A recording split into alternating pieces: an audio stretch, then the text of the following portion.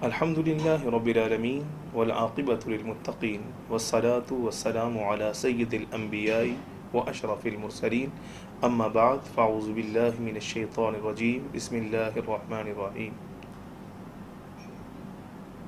عزیزان گرامی، انسان کی ابتدا سے عادت اور یہ فطرت رہی ہے کہ انسانوں کی ایک اکثریت اپنی ناکامی اور کسی بھی نتیجے کو حاصل نہ کرنے کی وجہ انسان دوسروں میں تلاش کرتا ہے. اپنی ناکامی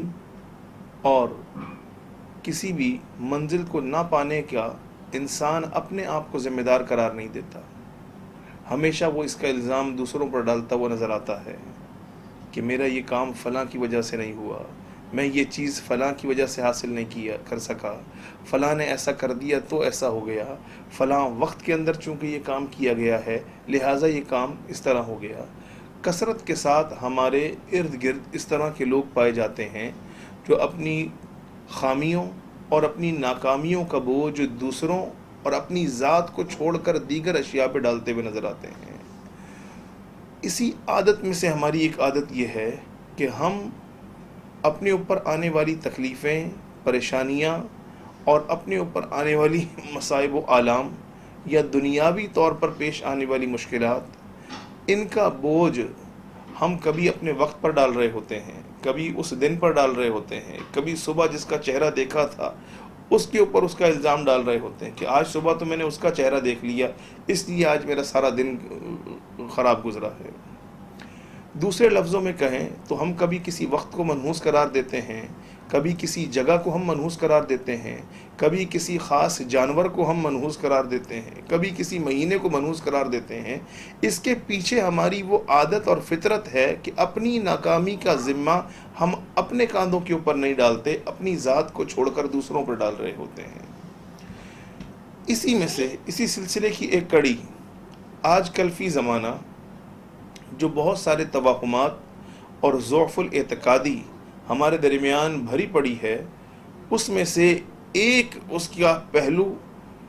یہ بھی ہے کہ ماہ سفر کا جب مہینہ شروع ہوتا ہے تو ہمارے یہاں لوگ ماہ سفر کو منحوس قرار دینے لگ جاتے ہیں، اور اس بارے میں یہ گفتگو عام ہو جاتی ہے کہ جناب یہ سفر کا مہینہ تو مصیبتوں کے نازل ہونے کا مہینہ ہے، پریشانیوں کے نازل ہونے کا مہینہ ہے، بیماریاں اترنے کا مہینہ ہے. یہ عادت اور یہ شرست کہ انسان اپنی غلطی، اپنی ناکامی اور اگر کوئی چیز دنیا میں وہ حاصل نہیں کر پا رہا اس کا الزام کسی دوسرے پر ڈالے، یہ آج سے نہیں. بنی اسرائیل کے بارے میں اللہ نے قرآن میں فرمایا فَإِذَا جَاءَتْهُمُ الْحَسَنَةُ قَالُوا لَنَا هَٰذِهِ وَإِن تُصِبْهُمْ سَيِّئَةٌ يَطَّيَّرُوا بِمُوسَىٰ وَمَن مَّعَهُ، کہ جب کوئی اچھی چیز انہیں حاصل ہوتی، کامیابی مل جاتی تو قَالُوا لَنَا هَٰذِهِ، تو وہ کہتے یہ تو ہمارے ہی لیے تھی، ہمارا ہی حق تھا. اور اگر کوئی مصیبت، کوئی برائی، کوئی پریشانی ان پر آتی یطیروا بموسیٰ ومن معہ، تو حضرت موسیٰ اور حضرت موسیٰ نبینا علیہ الصلوۃ والسلام کے ساتھیوں سے وہ بدشگونی لیتے، ان سے بدشگونی لیتے تھے. بدشگونی کا مطلب یہ ہے کہ کسی کو اپنے کام کے نہ ہونے کے حوالے سے کسی کو برا سمجھنا، منحوس سمجھنا، اپنی ناکامی کا ذمہ دار اور اس کا باعث سمجھنا. یطیروا بموسیٰ ومن معہ، اس آیت میں لفظ یطیروا استعمال ہوا جو طیارہ سے بنا ہے. طیارہ کے معنی بھی ہے کہ کسی چیز کو اپنے لیے منحوس سمجھنا. آقا کریم صلی اللہ تعالی علیہ وسلم نے ارشاد فرمایا کہ جب اللہ تبارک و تعالی نے اس کائنات کو تخلیق فرمایا تو اس کائنات کے اندر جتنے سمندر ہیں سب میٹھے اور شیریں تھے، جتنے درخت اللہ نے اس کائنات کے اندر اگائے تھے وہ سب کے سب درخت ایسے تھے کہ انسان کسی درخت کی طرف چل کے جاتا تو اس سے پھل ضرور حاصل کرتا. پھر سرکار نے فرمایا اس کے بعد کیا ہوا کہ اس کے بعد حضرت آدم اور نبی نے علیہ الصلوۃ والسلام کے دو بیٹوں کے درمیان تنازع ہوا اور ایک بیٹے نے اپنے ہی بھائی کو قتل کر دیا. سرکار نے فرمایا اس ایک قتل ناحق کی وجہ سے سارے کے سارے سمندر کھارے ہو گئے اور درختوں میں سے کثیر درختوں نے اپنے پھل چھوڑ دیے اور کانٹے اگا آئے. تو ایک قتل ناحق سے اللہ تبارک و تعالیٰ کی اتنی رحمتیں زمین سے اٹھ گئیں، اتنی برکتیں زمین سے اٹھ گئیں۔ یہی حال آج ہمارے معاشرے کا ہے۔ علماء نے بیان کیا کہ نحوست، بدشگونی در حقیقت ہوتی کیا ہے؟ انہوں نے کہا کہ نحوست ہر اس وقت کے اندر ہے جس وقت میں تم اللہ کی نافرمانی کے اندر لگے ہوئے ہو۔ مراد اس کی یہ ہے کہ جب اللہ کی نافرمانی میں ہم لگے ہوتے ہیں، در حقیقت نحوست نام ہے اللہ کی رحمتوں کے ہم سے جدا ہو جانے کا، اس کی برکتوں کے اٹھ جانے کا، اللہ تبارک و تعالیٰ کا فضل و کرم ہم سے دور ہو جانے کا نام ہی نحوست ہے۔ تو ہم صبح و شام جب گناہ کر رہے ہوتے ہیں تو اللہ کی برکتیں ہم سے دور ہو رہی ہوتی ہیں، اللہ کی رحمتیں ہم سے دور ہو رہی ہوتی ہیں، تو ہم اس کا ذمہ دار اپنے آپ کو قرار نہیں دیتے کہ ہم جو صبح سے شام تک فسق و فجور میں لگے ہوئے ہیں، اللہ کی نافرمانیوں کے اندر لگے ہوئے ہیں، صبح و شام اللہ کے احکامات کو ہم چیلنج کر رہے ہیں، اس وجہ سے اللہ کی رحمتیں ہم سے دور ہو رہی ہیں، اللہ کی برکتیں ہم سے اٹھ رہی ہیں، اور اس کی وجہ سے یہ بے برکتی کا نتیجہ ہے کہ آج ہم قلت رزق کا شکار ہیں، طرح طرح کی آفات و بلیات کا شکار ہیں۔ جیسا کہ آقا کریم صلی اللہ تعالی علیہ وسلم نے ایک اور حدیث پاک میں ارشاد فرمایا کہ وہ حدیث پاک کا مفہوم ہے کہ انسان کا کھانا حرام ہوتا ہے، پینا حرام ہوتا ہے، پہننا حرام ہوتا ہے، فَأَنَّا يُسْتَجَابُ لَهُ، تو کیسے اس کی دعائیں قبول ہوں گی؟ آج یہی حال ہمارا ہے۔ جب یہ حال ہمارا ہے تو ہم چونکہ عادی ہیں اپنی ناکامیوں کا بوجھ کسی اور پر ڈالنے کے، اس لیے ہم کہہ دیتے ہیں جناب سفر کا مہینہ آ گیا اس لیے یہ بیماریاں آ گئیں، سفر کا مہینہ آ گیا اس لیے یہ پریشانیاں آ گئیں۔ آقا کریم صلی اللہ تعالی علیہ وسلم نے ارشاد فرمایا، حضرت ابو ہریرہ رضی اللہ تعالی عنہ سے مروی ہے، فرماتے ہیں کہ سرکار دو عالم صلی اللہ تعالی علیہ وسلم نے فرمایا، لا عدوى ولا حامۃ ولا نوا ولا سفر، کہ نہ تو کوئی بیماری متعدی ہوتی ہے، نہ الو کے اندر کوئی حقیقی تاثیر موجود ہے، نہ کسی ستارے کے اندر کوئی تاثیر موجود ہے، اور نہ ہی سفر کے مہینے کے اندر کوئی نقصان پہنچانے کی تاثیر موجود ہے، کہ در حقیقت کوئی بیماری اس اعتبار سے متعدی نہیں ہوتی کہ انسان یہ سمجھے کہ مجھ پر یہ جو بیماری کی پریشانی آئی ہے یہ دوسرے بیمار کی وجہ سے ہے، مجھ پر جو بیماری آئی ہے میری تقدیر کی وجہ سے ہے، اللہ کی طرف سے یہ آزمائش ہے۔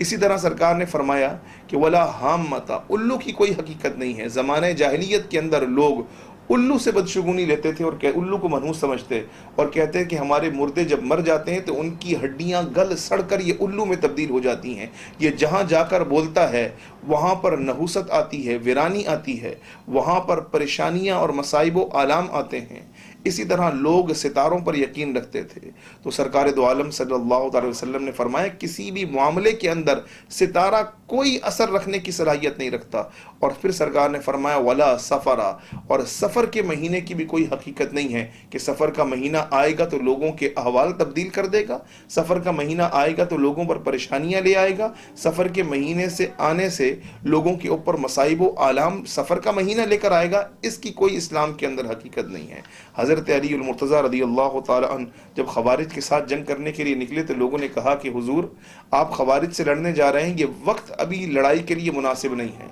کیونکہ ابھی اس وقت چاند عقرب کے اندر ہے۔ ان لوگوں کا یہ عقیدہ تھا کہ چاند جب عقرب کے اندر ہو تو اس وقت کے اندر انسان کے حق کے اندر کوئی نتیجہ بہتر طریقے سے نہیں نکلتا۔ تو حضرت علی المرتضیٰ رضی اللہ تعالی عنہ نے فرمایا کہ میں تو صرف اپنے اللہ کے اوپر بھروسہ کر کے نکلوں گا۔ آپ اللہ پر بھروسہ کر کے نکلے، اور جب آپ اللہ پر بھروسہ کر کے نکلے تو اللہ تبارک و تعالی نے آپ کو اس سفر اور اس جنگ کے اندر رب کائنات نے آپ کو فتح عطا فرمائی۔ تو معلوم ہوا کہ بزرگان دین، اولیاء کاملین اور اللہ تبارک و تعالیٰ کی یہ نیک بندے